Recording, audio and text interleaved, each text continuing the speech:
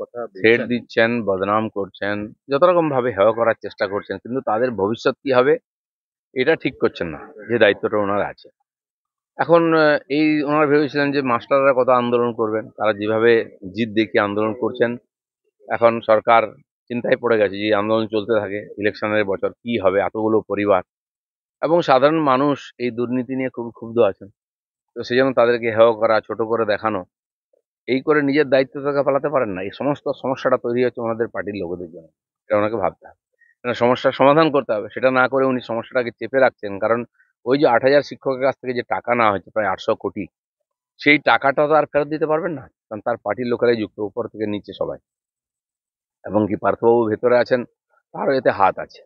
তো সেই জন্য ওটাকে ছোট করা, হেয় করা। পুলিশ সহিংস বলছেন, পুলিশ কিভাবে শুরু করেছে ওদের আন্দোলন দাবানোর। ডিআই অফিস ঘেরাও যেদিন জেলায় জেলায় হলো, সেদিন পুলিশের আমরা রূপ দেখেছি। শিক্ষকদের ওটা পাও না, লাথি, গালাগালি, লাঠিপেটা, পুলিশ তো শুরু করেছে। তো স্বাভাবিক, যাদের জীবন আজকে বিপন্ন, মরা বাঁচার প্রশ্ন, তারা তো সবকিছু করতে রাজি হবে। তাদেরকে উস্কাচ্ছেন কেন, প্রভোগ করছেন কেন? এর সম্পূর্ণ দায়িত্ব সরকার এবং পুলিশের। এই মমতা বন্দ্যোপাধ্যায় তো একটা সময় বিধানসভাতে ভাঙচুর চালিয়েছিলেন।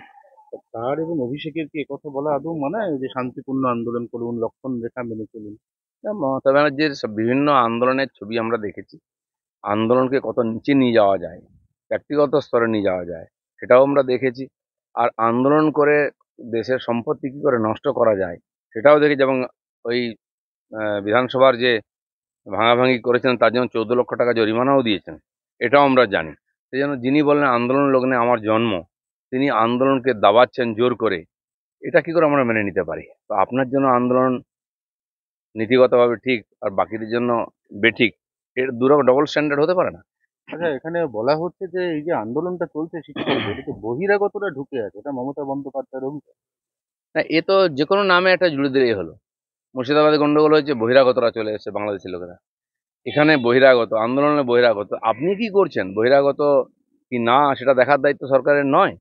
কে বহিরাগত ওখানে বার করুন না টেনে। যাকে পুলিশ লাথি মারছে সে কি বহিরাগত নাকি, যাকে লাঠি পেটা করছে? অসফল শাসকের এই ধরনের উদ্ভ্রান্ত মূলক কথাবার্তা।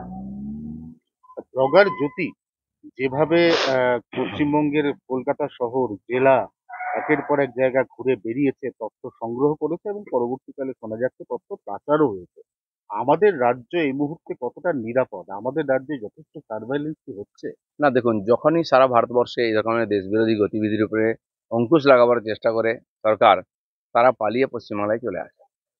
পাঞ্জাবের গ্যাংস্টার থেকে আর মিজোরামের উগ্রপন্থী নেতা, তারপরে আইএসআই মডিউল, সিমি জামাত আল কায়দার মডিউল, সব এখানেই পাওয়া যায়। ধরা পড়ছে, এনকাউন্টার হচ্ছে। এখান থেকে আধার কার্ড আর রেশন কার্ড বানিয়ে নিয়ে চলে যাচ্ছে, অন্য রাজ্যে গিয়ে উৎপাত করছে, সারা দেশে অশান্তি করছে। বারবার হয়েছে। এই নতুন একটা উদাহরণ পাওয়া গেল। মানে যা কিছু দেশবিরোধী গতিবিধি হবে তার তার কিন্তু বাংলার সঙ্গে জুড়ে যাবে। কেন হয়? আমার মনে হয় এখানকার সরকার এই ধরনের দেশবিরোধী শক্তিকে শেল্টার দেয়। এখানে একটা মেসেজ দিয়ে দিচ্ছে, আমরা আছি, এসো, সবাই এখানে চলে আসে এবং চালিয়ে যাচ্ছে। কিন্তু একসময় ধরাও পড়ছে।